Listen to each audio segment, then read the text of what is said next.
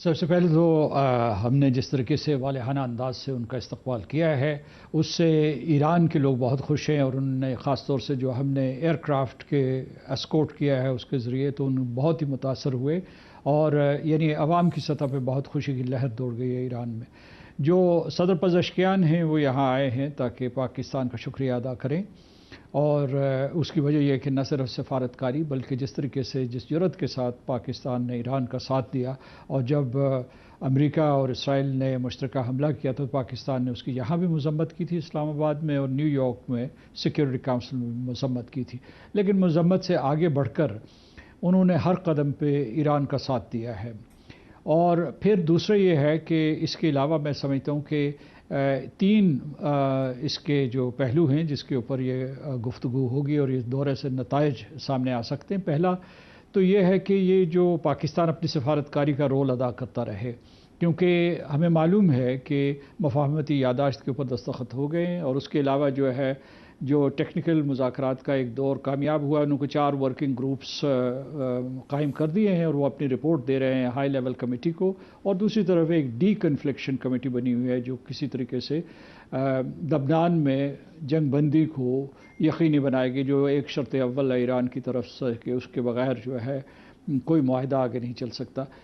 اور دوسرا یہ ہے کہ اس سے پاکستان کو کیا مفادات ہو سکتے ہیں، تو میں اس میں سب سے پہلے یہ کہنا چاہتا ہوں کہ پاکستان اور ایران کو ایک راہداری بنانی چاہیے۔ یہ حالت جنگ میں ہم نے ایک راہداری بنائی جو کہ پورٹ قاسم، پورٹ کراچی اور پورٹ گوادر سے ہم نے جو بھی جہاز یہاں 3000 کے قریب لنگر انداز ہوئے تھے ان سے چیزیں چمن اور تافتان کے ذریعے ایران پہنچائی تھی،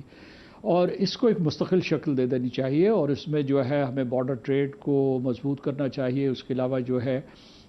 اس کے ساتھ اسی کوریڈور کے تحت جو ہے ہم تیل، گیس اور بجلی 3 چیزوں کی ایران سے درآمد کے بارے میں ایک منصوبہ بندی کر سکتے ہیں۔ ویسے پاکستان میں پہلے ہی تیل اور بجلی آ رہے ہیں، لیکن وہ انفارمل ٹریڈ تھا، اب جو ہے اسے فارملائز کیا جا سکتا ہے۔ دوسرا یہ ہے کہ اسی راہداری کو آگے بڑھا کے میں سمجھتا ہوں کہ چابہار کو بھی استعمال کر کے، اور اس سے یہ جو زمینی راستہ ہے ہمیں اس پوری راہداری کو وسطی ایشیا میں لے جانا چاہیے، کیونکہ افغانستان درمیان میں حائل ہے اور افغانستان میں وہ استحکام نہیں ہو رہا جس کے لیے ہم برسوں سے کوشش کر رہے ہیں۔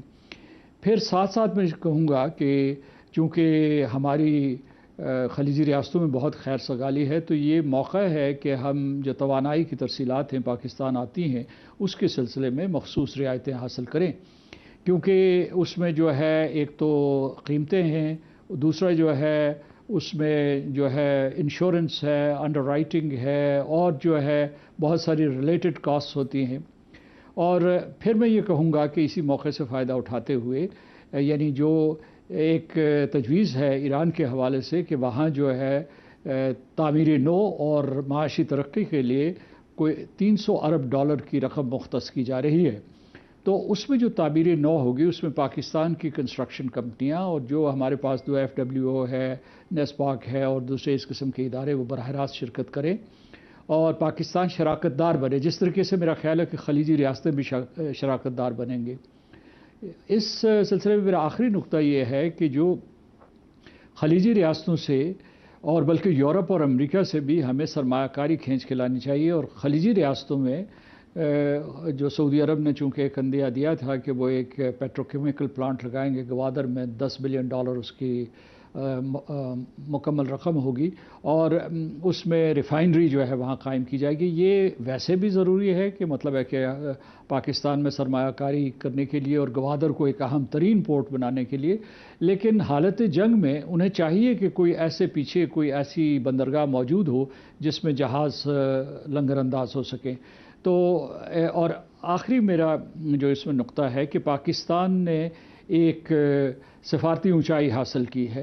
اس کو انسٹیٹیوشنلائز کرنے کی ضرورت ہے، یعنی مثلا جیسے دوحہ کی انسٹیٹیوشنلائزڈ ہے یا جنیوا کی انسٹیٹیوشنلائزڈ ہے، تو یہ کوئی معمولی سفارتکاری نہیں تھی، تاریخ میں اس کی نظیر نہیں ملتی، پاکستان کی تاریخ میں اور دنیا کی تاریخ میں اس کی نظیر نہیں ملتی۔ تو انسٹیٹیوشنلائز کرنے کا مطلب یہ ہے کہ اس کے بعد جب بھی کوئی اس قسم کے تنازعات یا تصادم واقع ہوں تو پاکستان جو ہے اس میں سفارتکاری کا رول ادا کرے، کیونکہ اس کا جو تجربہ ہے وہ اتنا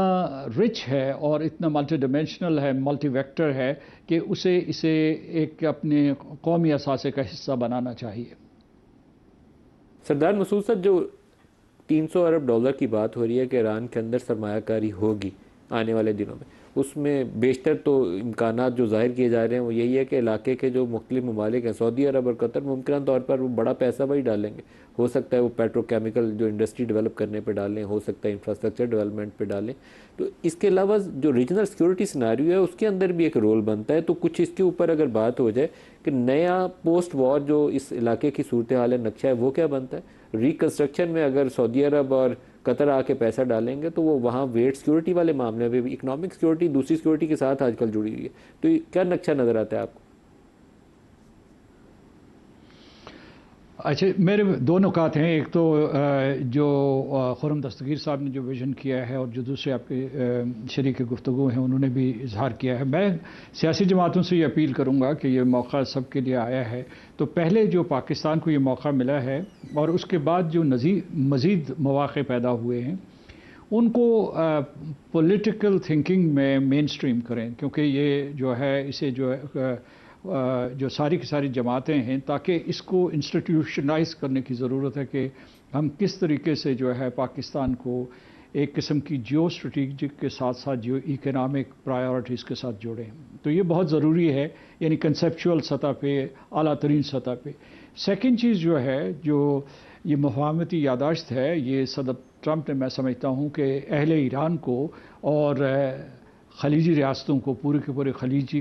خطے کو ایک تحفہ دیا ہے، کیونکہ اگرچہ انہیں ملک کے اندر بڑی سخت مخالفت ہو رہی ہے، کیونکہ انہوں نے خلیجی ریاستوں اور ایران کے درمیان باہمی انحصار کا ایک نیا فارمولہ دیا ہے، جس کے تحت یہ دونوں اس خطے کی نہ صرف جو ہے خوشحالی کے لیے یا تعمیر کے لیے یا اس کے علاوہ سرمایہ کاری کے لیے سٹیک ہولڈرز بنیں گے، بلکہ سیکیورٹی میں بھی ایک دوسرے کے جو ہے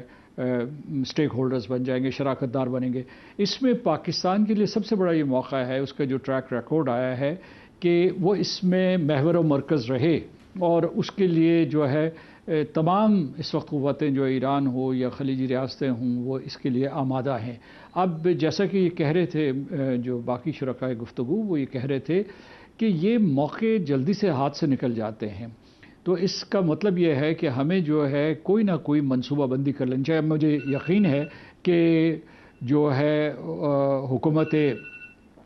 پاکستان نے اس سلسلے میں کوئی جس قسم کی انہوں نے کامیاب اسٹریٹجی بنائی تھی اس کے لیے، جو اس سفارتکاری کے لیے، ثالثی کے لیے، ویسی ہی معاشی ترقی کے لیے پاکستان کو معاشی طور پر جو ہے درمیان میں جو ہے رکھنے کے لیے یا اسے ایک سینٹرل اور پیوٹل پوزیشن دینے کے لیے کوئی منصوبہ بندی کریں گے۔ اس کے بہت سے جو اجزاء ترکیبی ہیں جن کی طرف جو ہے اشارہ کیا جا چکا ہے، اور میں سمجھتا ہوں کہ اگر اس وقت پولیٹیکل ول ہو تو ہم اسے جو ہے بالکل سنبھال سکتے ہیں۔ اور پاکستان کو، جیسے کہ ابھی کہا گیا، کہ دیکھا یہ جائے کہ پاکستان کے 25 کروڑ عوام کو کیا فائدہ پہنچ سکتا ہے، تو ان کو جو ہے جو فائدہ پہنچے گا وہ صنعت، زراعت اور اس کے بعد نئی ٹیکنالوجیز